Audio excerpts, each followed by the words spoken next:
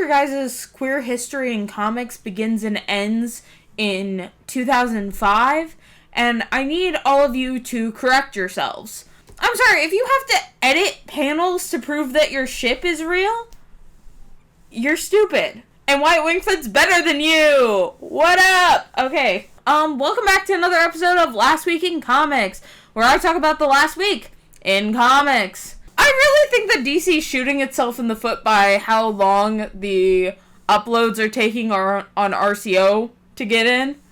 Because it took most of the week. I know probably people saw that, like, my Secret 6 video was late.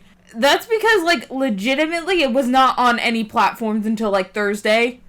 And then I had to debate on if buying it was worth it. I'm not made of money, and I can't pick up my comic books until Saturday, so... Speaking of Secret 6, let's start off with, my favorite gays. This entire issue was just, the girls are fighting. The girls were fighting, man! Since this is, unfortunately, the end of the book, I'm just gonna give my full thoughts, and one spoiler that's really important and would have broken the internet if it actually came out on Wednesday, but God forbid you let pirating sites post your books on time. Overall, Secret 6 is a great series. I love Nicole Maines' writing. She does a really good job at balancing all the characters. I think the only one that was really lacking was Black Alice. And even then, we still got some stuff with her. And I think that's just, you know, you want to build up so much with Nia Jae and John. And then you want to continue Catman and Deadshot from the, from Gail Simone's Secret 6 series. So, I get why Black Alice kind of fell by the wayside. I still would have liked to see more of her. I am hopeful that we will see more of her, because I was going to save this for the announcement section, but I might as well bring it up now because we're talking about Nicole Maines. Her and Jazdia Axelrod, which you might know from the Hawkgirl miniseries that came out now 2 years ago, which is... Maybe it was only a year ago, but it came out a while ago, and that's insane. Nicole Maines and Jazdia Axelrod are writing a Justice League series in 2026 that features Dreamer, Green Arrow, specifically Oliver Queen, Adam Strange, Galaxy, and Star Sapphire. AKA the Ash and Their Fantastic Friends book. I'm a really big fan of Jazdia Axelrod's work and Nicole Maines' work. Daystar is a big fan of Carol Danvers. I think that Ion is kind of a Green Arrow fan, mostly out of spite, but still. And then, of course, Lily, who's occasionally on the podcast, is an Adam Strange fan. But, you know, I'm very excited for that. Like, Secret 6 could have gone on for, like, 6 more issues, and I still would have been engrossed in it. I feel like everyone who was reading this book was really into it, and I don't know why, like, it ended at 6. It should not have been a miniseries. It should have gone to a full 12. Should have been a maxi series, but DC doesn't know what the fuck they're doing. And I really do hope that this book continues in some capacity, because, spoiler alert, Jay and John broke up. Jay and John broke up because John was too much of a centrist, and I am not kidding you. That is literally what happens in the book.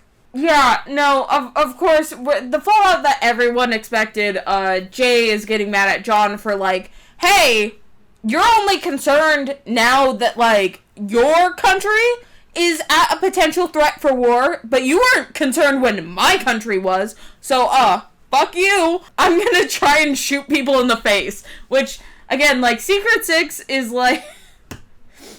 Secret 6 is like this much story, this much trying to get the gun from Jay. And I think that's amazing. I think that Jay Nakamura should always have a gun. I think Jay Nakamura and Lois Lane should always have a gun on them. And I think it would only improve them as characters. Shit, like, imagine, like, you're kidnapping Lois and she just pulls out a Glock and shoots you. Like, no Superman needed. Yeah, that's the big thing that happened in Secret 6. Because, like, okay, at the end, there was this little blurb that said, this story will continue in Superman Unlimited and Justice League Unlimited. 2 books that are not featuring John in a major capacity. So I don't know what they mean by that. Unless, like, the Justice League thing that Nicole Maines was talking about was her taking over Justice League Unlimited. Or, but, like, I don't... Maybe it's just to satiate us, because, like, how do you leave on that? Especially because, like, a big problem with Jay Nakamura specifically is that, like, unlike a lot of love interests, he was made for the express purpose of John's bisexuality.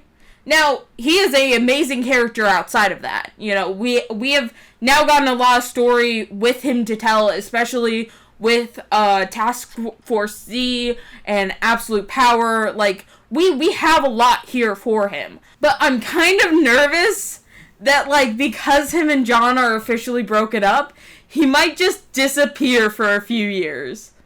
Now, with Nicole Maines getting pretty regular work at DC, that's not as much of an issue as it would be, but I'm concerned.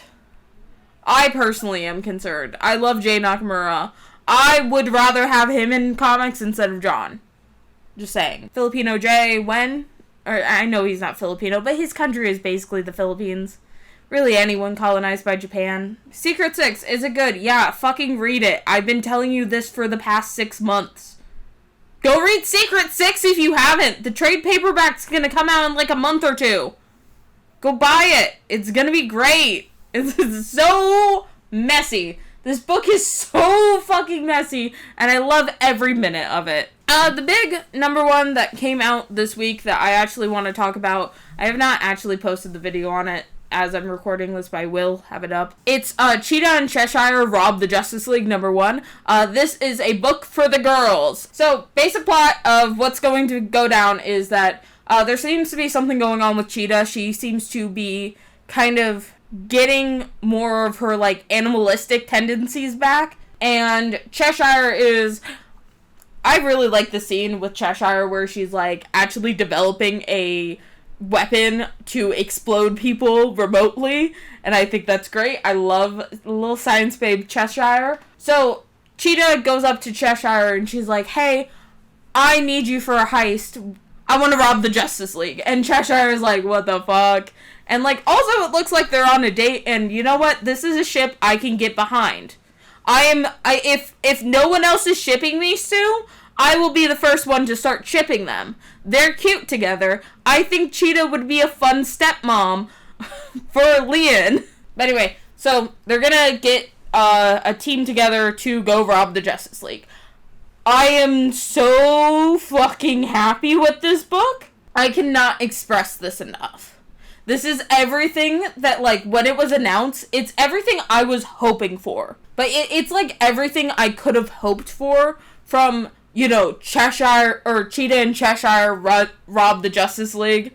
And I cannot wait to see, like, what kind of team that they form, because they did mention Poison Ivy. They did mention some of the other female villains. So maybe we'll see them. Maybe we'll see Shiva. Maybe, like, there's just so much potential for this. And I'm so fucking happy. This is, like... DC, as, like, a whole, seems to be really focused on, like, the only time that female villains get books like this is if you're the Gotham City Sirens, and I'm sorry, but, like, DC's rogues gallery is so large that we need more focus on a lot of their female villains. I would go for a Talia mini, completely separate of Damian. The current Batgirl run is basically a Lady Shiva book, if I'm being honest. But it's good, so it's mostly Talia. I mostly want a Talia book. Please tell me Talia's gonna show up in here? I'm hopeful. It's not looking so good for the Al Ghuls right now, but we'll get to that in a few minutes. Cheetah and Cheshire rob the Justice League. 10 out of 10, no notes. I'm hyped as fuck for what this book is going to give us. Probably, like, my number one book on my poll list with Secret Six ending this month. As you can see, I still haven't recovered from Secret Six ending. Okay, next book. I did start talking about Batgirl. Batgirl issue 10 happened this week. Basically, it's mostly about Cassandra's brother and her reluctance to, like, accept him. Which, I don't know. I I like the initial arc with Lady Shiva. I think having her be there is a very interesting choice. It's a very different direction that we've seen a lot of Cass's stories go into. But, like, now, after she's dead, I'm like, okay, are we gonna get to, like, more Cassandra stuff? Because right now it's a lot about, like, this hidden sun thing. And, like, it's still a good book. It's just, like, this is not what I expected when I wanted a Cass solo, you know? Like, I feel like it should be more Cass-focused. I feel like it's really heavily reliant on Lady Shiva's ghost. And overall, I want more from the book. I think I want more. More Cass, that is. Hopefully, though, it seems like, so, like, usually on my comic ordering site, whenever something is a maxi series, it's in parentheses of 12, or, you know, of 6 in the case of stuff like Secret 6. I checked Batgirl. It does not seem to have of 12, so hopefully it's continuing past, like, this next arc, and we maybe get some more Cass-focused stories going forward. I don't know. I want more from this because I know how good Tate Brombald can treat Cass. But for some reason, recently, it's been very Shiva-focused. And I feel like we should have just had a Shiva book. Like, at this point, we should have just had a Shiva book. Last book I read, Birds of Prey issue 24. So we're wrapping up the whole Evil Barda thing. It seems like, so, like, if you're thinking of hopping on Birds of Prey, like, right now is the moment to do so. They're finishing, like, kind of, like, a lot of the major arcs. This seems like, this felt like an ending issue, despite the fact that we are getting more issues of Birds of Prey after this. Like, we're still going. But yeah, Barda's free. Whole birds are back. Birds are back together. There's still some secretive stuff happening with Sin, Lance, and, like, Megara, or whatever her little, like, demon creature is called. But I don't know. It's a solid fucking book. I look forward to it every month. I do think that, like, Kelly Thompson has proved well and down enough that she deserves to be on, like, one of the really big titles like Wonder Woman, and I don't know why DC has not given that to her. Or given her fucking Huntress. Like, why is Huntress over there and not with the Birds of Prey? Jim Lee, When I Find You? Okay, so Absolute Superman number 10 might get me to remove Absolute Superman from my pull list. Mostly, I did not read it. I read it. Okay. I skimmed it, mostly because I had heard from a lot of my, Swana mutuals that they did the racism with the Al Ghuls again, and I was worried about it, and yeah, they're just going full speed in it, because, like, that Omega lady, turns out to be Talia, turns out to be a plant, and it seems like they're just full gunning the evil Al Ghuls message again, and, like, I feel like we've moved past this. Like, the Al Ghuls should be villains, like, in a Poison Ivy way, not a Joker way, if that makes sense. I don't understand why they're the villains of Absolute Superman, when, like, clearly we're getting teases of Brainiac. Lex Luthor, we know nothing about Lex Luthor in this universe. Like, nothing. And I feel like there's more Superman villains, but I don't read enough Superman. Fucking Doomsday. Like, literally just anyone else but the Al Ghuls. Because also, I feel like with this version of Batman, I feel like the Al Ghuls would be more interesting in his book, rather than just generic stock villains in Absolute Superman. And, like, I don't know. I already took Absolute Green Lantern off of my pull list. I think Absolute Superman might be going the same. I'm about to go back to school too, which means I kind of have to reduce the amount of books I buy a little bit. And the fact that Superman... I did not realize Absolute Superman was going to be an ongoing, and, like, I don't really have the capacity to care for it anymore. Versus, like, Absolute Wonder Woman, I'm reading that shit every week. Like, that's, like, that and Absolute Martian Manhunter are, like, top 2, like, reading it every week kind of situations. I might still keep up with it for this vaguely, but, like, there's so many better options that they could have gone with. Next up on the list is, JSA number 10. The only things I hear about the JSA are how badly they're treating Khalid. Or Khalid. How bad they're treating Khalid. That's about it. There's a very specific sect of JSA fans who are very happy with the book. I think it's specifically men in their 30s who read JSA 1990. Or men in their 40s now, I guess. That's how, oh jeez, that's how long it's been since the 90s. Like, it's very much made for them. It's very much focused on the old guard in a way that I don't particularly care for at this point in time. Especially when, like, you know, you give a solo to Jay Garrick, you give a solo to Alan Scott. Why the fuck are they still here? I'm still buying it. I still like the book enough. I cannot keep up with this shit. I cannot fully keep up with this. Next up, Poison Ivy number 35.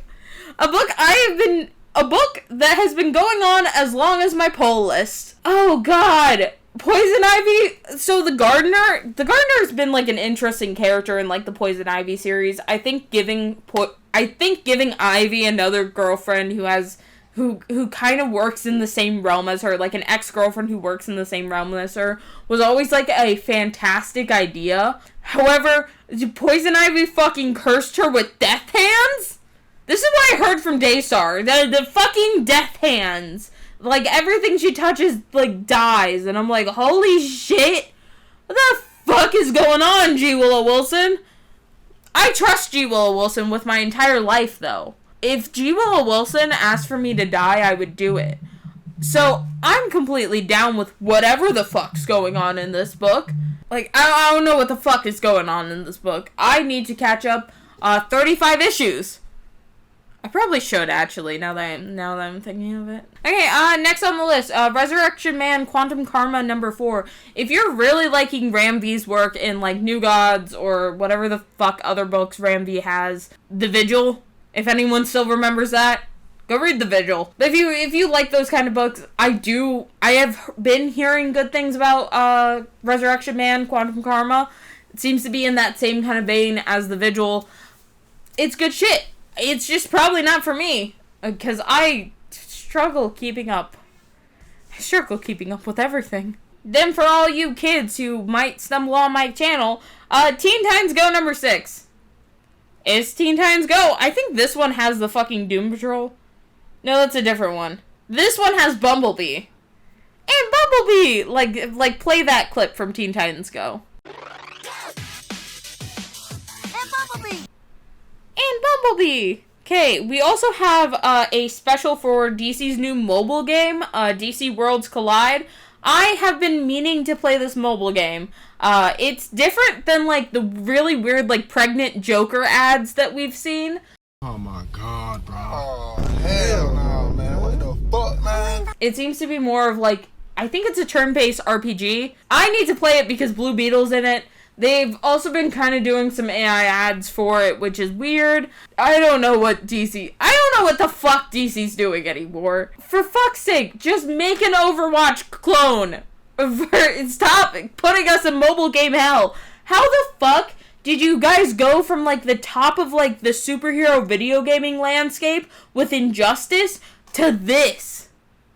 What is going on? Like, I don't like the story of Injustice, but it was a pretty decent fighting game. Also, like, the Arkham games are up here, too. Why the fuck are we down here? They're good fucking, like, story-based games. I don't... Make an Overwatch clone, for fuck's sake, DC, please. I want to play it as Blue Beetle. I want him to be a DPS. And then I want Ted Cord Blue Beetle to also be in the game as support. And then I want Booster to be a tank, and I want to get a special team up if I have all 3 of them on my team. Do it, DC. Next up, Absolute Green Lantern number 5. I've not been... fuck this book. Fuck this book and fuck Al Ewing for not even giving a face to Joe's ex-wife. This book is not about Joe Mullen. It's not. And then, he made, like, the wedding vows be in brightest day and blackest night, and I'm like, what the fuck are you doing, Al Ewing? What the fuck are you doing? Anyway, I don't like Al Ewing, so fuck that book. I did take it off of my poll list. Okay, next up, Justice League Godzilla vs. Kong Justice League versus Godzilla versus Kong 2. Yeah, it was that popular. We got 2 of these bitches now. Shit's going fucking crazy. Peacemaker's there. I guess they're helping Godzilla and Kong now. I'm buying it. This book is going to be turned into a mini. Or if this book is a mini, I would just buy the mini. Probably it's going to be bundled with part 1. And part 1 has Guy Gardner being killed and the Green Lantern ring going to King Kong. So, like, clearly, good shit here. Now on to the indies. Woo! From Image Comics, we have Radiant Black issue 36. Radiant Black is good. Radiant Black is for that same, like, Invincible Spider-Man crowd. Unfortunately, I am not a part of that crowd, so I read Radiant Pink and Radiant Red and Inferno Girl Red, which, like, fucking Image, when are you gonna make more Radiants?